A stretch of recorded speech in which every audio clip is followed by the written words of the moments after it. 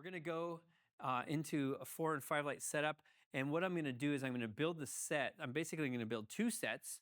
One set is going to be, in fact, I'll move to that slide. One set is going to be a Rembrandt look. So we'll do a Rembrandt with a fill flash, and then a hair light, and then one background light. Okay, so we'll point that light at the background. And then we'll do basically the same thing, but then I will add in two background lights, and you'll see the difference that two lights makes in the overall photo. Then we'll try another scenario, a traditional clamshell lighting setup with the rim light and one background. And then we'll do a clamshell with a rim and two background lights. Cool? Cool. And we'll build it one by one so you guys can follow along. Pretty much all my settings are going to be the same. I'm going to be f5.6-ish. I'm going to be ISO 400. I'm going to be at a 2/50th of a second. And you already know kind of what the flash powers are going to be. Flash powers are going to be around a 16th power, maybe down to a 32nd power. So all of those numbers that I just threw out there are going to come second nature to you after you practice this for a few days on your own. Let's get to it. Who wants to be our Rembrandt model? All right. We'll call you the black shirt Rembrandt. And so for this one, yeah, we'll do that. All right, cool. The thing that made Rembrandt lighting special was that it was kind of a window. He used light from a window in his studios when he painted.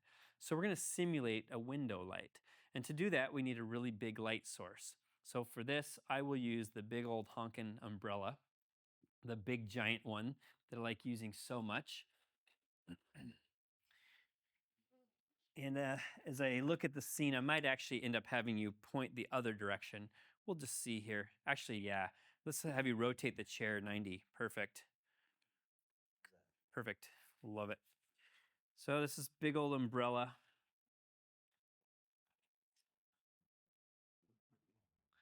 And these umbrella holders, actually, they're angled.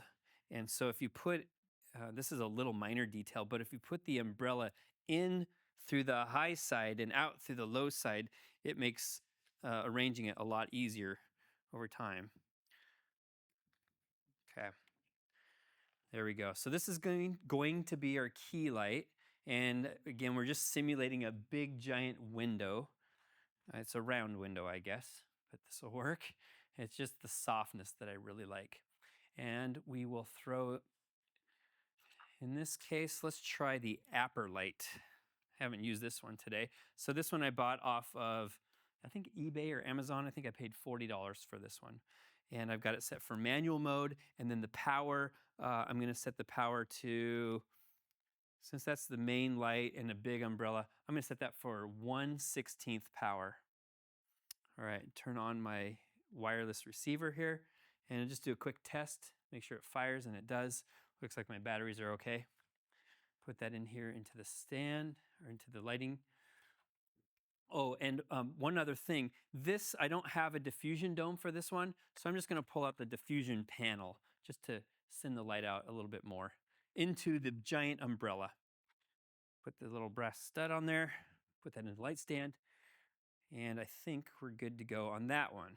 Okay, and just while I position this, just real briefly, would you scoot forward a little bit? The chair? Or me? You physically on the chair. Yeah, just like that. Yeah, and I kind of like that pose. Are you comfortable with that pose? Okay. So there is our key light. Fill. Let's use an octa for the fill, just because we can. And I'm going to pull this thing pretty far away, and I'm going to set the power on this guy very low, because from our previous experience, it was a little bit too hot, even at a 1/28th power. So it's still at 1/128th. And I've got the grid on the front of this because I don't want light spilling onto the backdrop. I want the light just to hit onto him. I don't want anything spilling over there from the fill. Okay. Now we need to think about the hair light. So for the hair, I'll just use this umbrella. You know what? I'm thinking the boom might be a little bit better for the hair light, because then I can have the boom arm a little bit more offset. In fact, I'll do it over this way just so you all can see it with all the cameras in the room. So this is called a C stand, and I've got a boom arm on the C stand, and you can see what that allows me to do is keep the stand way over here, but then bring in the boom behind his head. And positioning this, we'll go something about there. And C stands are really durable and they don't sag. Like after you set it, it doesn't like go and sag down. We've seen that happen in a few of my different lights today. Oh, yeah.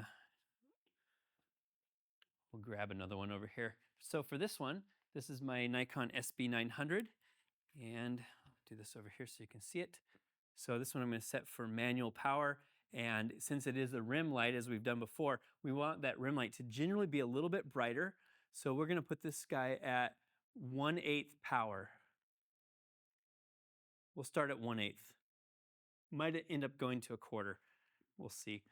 And after all that hard work of setting up my boom arm, I have to bring it back down.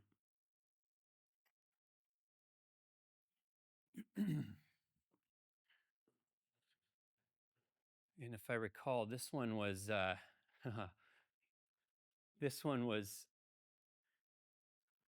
too tall, Jones. It's all right. I might be able to fit it in there by reducing the head height a little bit. And that's not the case. So I'm going to use my friend gaff tape.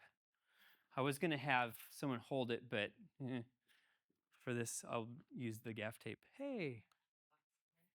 Oh, okay. Thank you. So I did this other class for Creative Live called DIY Home Studio. We used a lot of gaff tape in that class.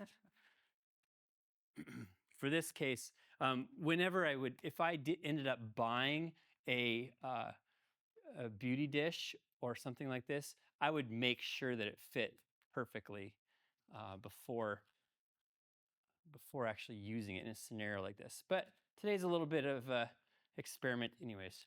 Okay, that's in there. I turn it on, and I turn my little remote on, and life is good. Yep. And we fire it, and it looks like it's working just fine. I'll raise it back up. I already dropped the camera today. Hopefully the flash doesn't fall. So there's 3. Let's start with those 3. Let's take a picture, and let's just see where we're at photographically. Okay, fire up the camera. And it is connected. Okay, here we go. 1, 2, 3. Let's see what that looks like. Oh, okay, cool. It's looking pretty good. We want the Rembrandt effect, right? Well, we're not quite getting the Rembrandt effect, and the reason why is because his face is turned a little bit away from the camera. So for the next one, I'm just going to leave everything where it's at, but I'm just going to have you bring your nose around a little bit more towards me. Yeah, right there. Perfect. Now we've got to start thinking about that background. What do we want to do with the background? Well, let's make that background white, a little bit brighter, okay? So I'm just going to get 2 flashes, and I'm not going to really put a whole lot of modification on the flashes. I think I'll just shoot them straight, and let's see what kind of coverage we get with those 2 background flashes. So I'm going to pull this umbrella off, put that on the floor over here, and move this about like here, something like that. And I'm just approximating where it's going to throw behind his head. Not exactly sure where it's going to go. Put my wide diffusion panel out. I'm at 1/16 power. We'll leave it there. And then my last setting, my last one, is this stand. Cool. So 1, 2, 3, 4, and my 5th flash is hiding somewhere. Does anyone see it? Oh, it's on my softbox.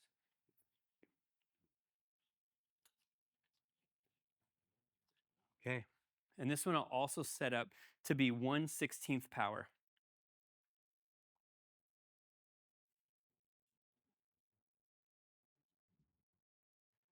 Okay, and I'll take my diffusion dome off, and I'll set this one to be almost the same with the diffusion panel out.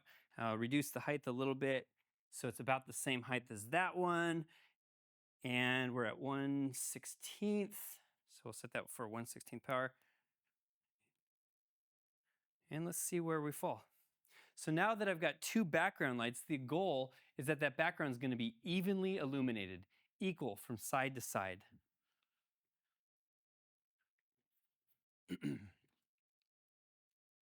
Okay. Bring your nose towards me a little bit. Too much. Right there. I might have you turn it in a little more. There you go. And I'm going to reframe it. Get that awesome necklace you have. Ah, cool. So this is what we might call a high key Rembrandt, right? With that background, nice and bright. So we got a little bit of a shading there, shading effect on the side of his face. You know, so you may we shot earlier with that black backdrop, you know, and I liked the look of the black backdrop. I'm not sure that the Rembrandt look in this scenario with your shirt works as well with the white backdrop, but at least you see kind of what that looks like. Notice the backdrop is white, it's pure white, and in about I think in 2 or 3 tutorials, I'm going to show you exactly how I do that. But for now, just notice it is nice and bright. We have our rim light for his shoulders, and you can barely see it on the top of his left shoulder or on the screen right. You see that fold of his black shirt? You can kind of see the lighting kind of coming off of that fold. I might actually do a little bit brighter there on that back on his hair light. Let's turn off one light because I just realized what I was going to do is I was going to do one light and then, or I'm sorry, 4 lights and then 5 lights. So I'll turn off one of those 2 lights and let's just see what that looks like. Okay, so I turned off the left light. Shoot the same picture. Cool, 1, 2, 3.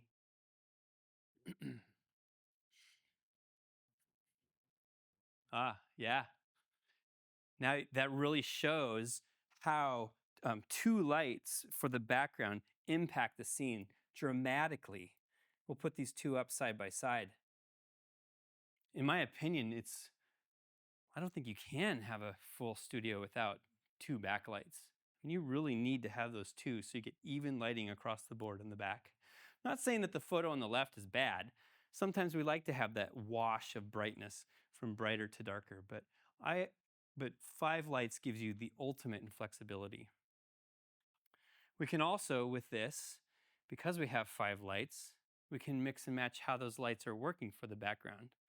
You know, we can do one high, one low, one colored, like one with the red gel, one with the blue gel. You can do all sorts of fun things with that backdrop. Okay, there's 5 lights with the Rembrandt light setup. Any questions from you all? Nope, we're good? Oh, question from Kenna. Yeah, I'm just going through. We did have a couple questions, and I know you may have talked to this earlier, but could you again explain why you don't use a light meter? And maybe that gets even more complicated as you get up to 4 or 5 lights, and versus doing the trial and error or using your experience. Yeah, it's a good question. I started out, I use a light meter all the time. And maybe that's just a little bit of experience going on here. I tend not to use a light meter as much anymore because we have digital. When I started out, I was using film, and you really didn't know. You had no idea if your lighting was close or not close. So you had to use a handheld light meter. With digital these days, because I've been shooting so much, I get a really good feel for overall exposure. You don't necessarily have to have a light meter. The important thing is you don't want to blow out any highlights like that background. You don't want that background blinking at you. So a lot of times in my photography, when I'm shooting on set, I set my camera's feedback screen LCD, I set it for the blinkies or the highlight screen. That way I can see if anything's blown out, like on the top of the person's head or their hair or their shoulders. So that's really what I'm doing. To answer the question more specifically, are light meters valuable? Oh yeah, they're valuable. In fact, light meters make guessing the brightness like we've been doing today a thing of the past. You can literally hold the light meter up to the subject, click it, and it'll say f8. And then on this side of the face, it'll say, f2.8. And you're like, oh, right there, I see that's 3 stops of difference between those two. And then the background, my background, oh, that's at f11. So that's 1 stop brighter than f8. I'm just throwing these numbers out there kind of rapidly. But a light meter will tell you right away what your ratios are. Whereas what I'm doing today is just more, I would say more democratized. I think everybody can look at their photo on the back of their camera and go, yeah, that feels a little bit bright, so I'll darken it down. Yeah. Awesome. And one more question for a couple of people who may not have been with us from the beginning. Could you tell us again why ISO 400, especially when you're using that kind of 1/16th power? I know you seem to have stayed with these throughout the whole day. Yeah. So remind us again why. Okay, so a few answers to that question. 7, 9 years ago, I would not have shot at ISO 400 with my digital cameras. I would have stayed at ISO 200, even 100. Nowadays, with our new cameras, the new Canons, Nikon, Sonys, Fujis, you can shoot at ISO 800, 1600 and still get creamy smooth files. So I'm not afraid of ISO 400. That's my first answer. The second reason, and maybe the more important reason, is because ISO lets me keep my flashes at about a 16th power. So why a 16th? When you all know this, I've got 8th, half, and full power above that. Well, guess what happens when you start shooting at full power and half power?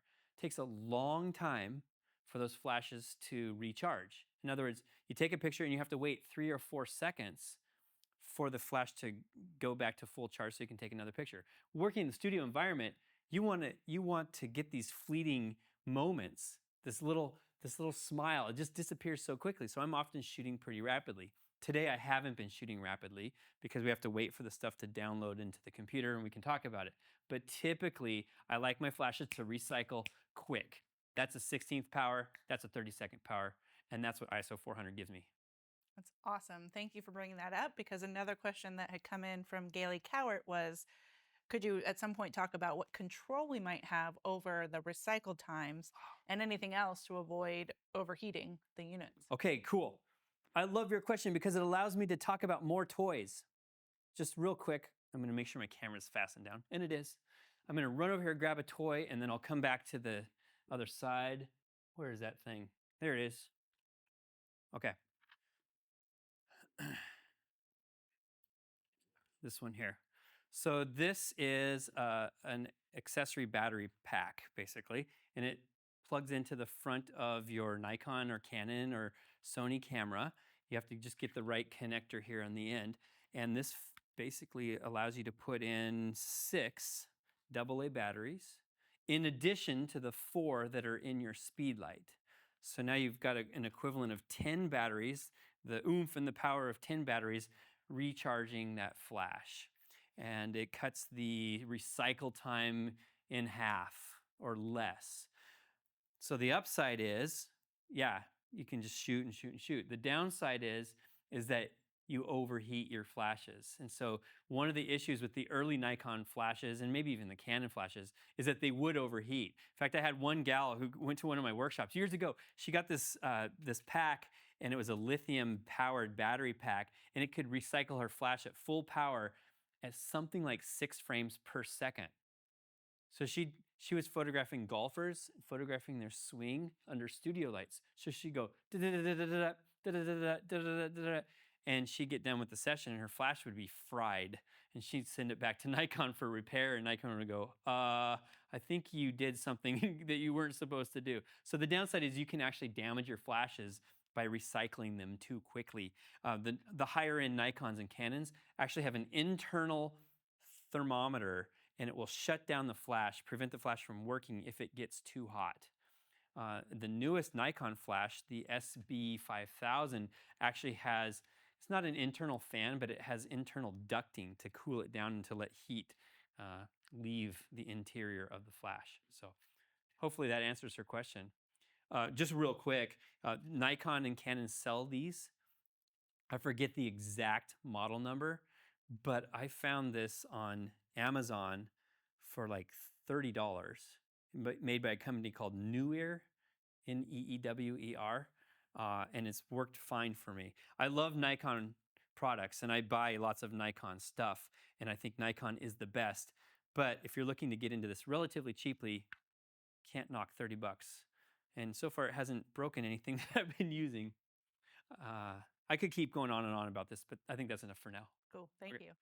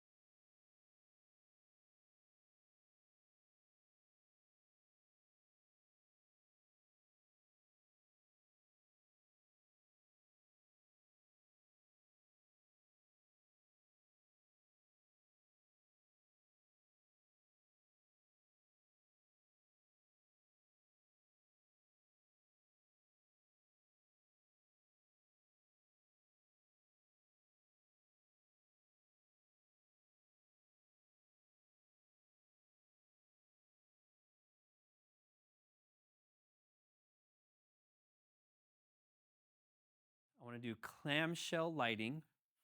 And with clamshell, then we'll do one background light and then two background lights, okay? So why don't we get someone else up here? You want to be Miss Clamshell? How's that for a badge of honor? All right, so for this, we'll stand. I'll have you stand. Move our awesome chair offset. So typically for clamshell lighting, we're going to use, I like to use the soft boxes and the octa boxes for this rather than the umbrellas. You get a lot more control out of it, just like I talked about earlier. So for this one, for the highlight, the tall one, we'll use the octa, and I still have the grid on there. So we'll use the octa with the grid. And again, that just allows me a lot of control positionally. And I'm going to pull her away from the background. So come closer to me and walk that way about a foot. Perfect. Let me get this thing out of the way. You know what? I'm going to take the umbrella off so I don't knock something over that I don't see. Okay, cool. So this Octa, make sure everything's turned on. Turn on the remote. This is going to be what I'll call the key light or the top of the clamshell. So I'm going to set the output for 1/16 power. And I'm remembering back earlier, it seemed like to me that 1/16 was too powerful. So I'm going to go to 1/32, just based off of memory from earlier in the day. Bring this guy up. Cool. How do you feel? Good? Good. You look good. Look happy. Okay, there we go. Yep, about right. So I'm positioning it just above her head so that I've got enough space to shoot right here. Then I'm going to bring in the softbox and put that down low. It looks like I need a different stand for the softbox. And I'll use my low stand that I used earlier. These are super useful for studio work.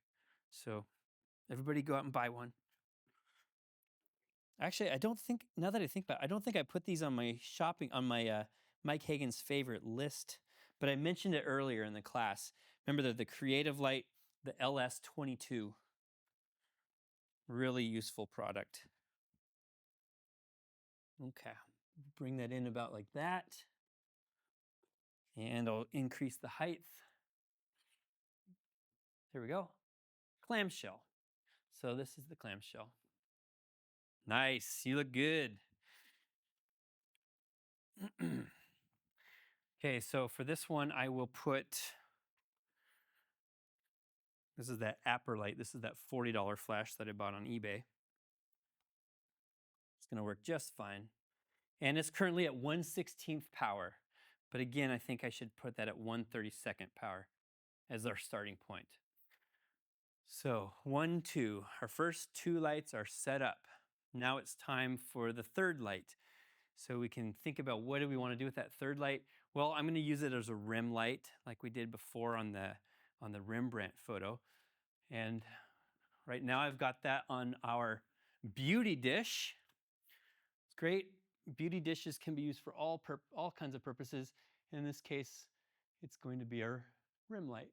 And I've got it right over her head, so it's going to fall equally on the left side and on the right side. And she doesn't have long hair, so I don't have to necessarily think about illuminating that long hair behind her. If she did have long hair, I might think about bringing that light down a little bit lower so it fills in this portion of her hair. We've got our background lights, so we're just going to leave those as is. And we'll start with 4, and then we'll go to 5. Okay, I think we're ready. All right, Miss Clamshell. You want to smile on this one? All right. Looks like the camera is connected, which is fantastic. Go to full screen. And again, I'm still the same. F5.6 at 250. Here we go. 1, 2, 3. And I'm going to take one more. 1, 2, 3. Great. After this, I think what I'm going to do is I'm going to have you rotate your body just a little bit. Hey, cool. So what do we notice? Well, our background light, we'll start with the background. Great, it's doing what it's supposed to do. It's making our black background kind of white. You can see we only have one light back there. How about the rim light off of her shoulders? Good. Happy with that? Okay, overall I'm happy with that too. One of the things I noticed we're not seeing though is the catch lights in the eye. We're not getting those catch lights. And so I want that. So how do we do that? Well, I need to move the lights probably away from her and closer together a little bit. I might just move the top one down a little bit. We'll see. But if I leave the bottom one where it's at, I move the back one back, or the tall one back a little bit, right there. Oh yeah, this is gonna be nice. I can already see, I like it. Okay, and now, yeah, go ahead and turn your shoulder ever so slightly. Great, super cool, smile. And this time I want you to smile, just open your eyes just a little bit more, not that much. A little bit bigger eyes, smaller eyes, bigger eyes, smaller eyes. I know it's hard to follow directions. Okay, oh, there we go. I think we got some eyes there. Other photographers use the squinch, you know, there's a certain look. I just wanted her eyes to be bigger so we could see the catch lights. Here we can see the catch lights. Ah, there we go, finally rendered. Uneven lighting on the backdrop. So you can see we're gonna need to bring in that fifth light. And then overall, feels a little bit too bright to me. Yeah, I think overall it's a little bright. So here I could either A, go to each flash and go down, or B, just reduce my ISO. And I think it's quicker overall just to reduce ISO. So I'll go ISO, I'll drop it by a full stop. We'll go to ISO 200, actually 250. We'll drop it by 2/3 of a stop. And I'll take a picture and then I'll go and turn on that fifth light in the background. All right, 1, 2, 3. And again, ooh, we might have got a blink. We'll see. Yeah, we got a blink. That's okay. The one previous to that was just fine. Yeah. Okay. Cool. And then let's turn on that fifth light. You can see when you start going to 5 lights on your set, you might start thinking about bringing an assistant along with you. Voice-activated light stands are very helpful.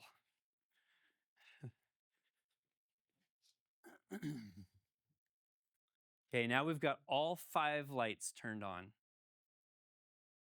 And a little closer. Here we go. 1, 2, 3. Nice. I think that one came out well. Yeah, nice white backdrop. Overall cool. I think the background to foreground ratio is off ever so slightly. Like she needs to be a little brighter with the background maybe being held steady. So I would normally come in and increase the flash brightness in the front by 2/3 of a stop. But I think you get the idea. So 5 lights. You can grab a seat if you want. 5 lights, that's important. I'll move over here. 5 lights give you full control. Foreground, you get your key and your fill, right? Maybe key over here, fill over here. Great. The third light, you get to do the rim or the hair, and that provides the separation, right? That's nice separation between the subject and the background. And then for the background, those are the 4th and 5th lights. And that gives you full control over the brightness of the background and the way that light washes across that background. You know, there's a million other ways to arrange 5 lights. I've just showed you 2 very basic and simple ways to do it.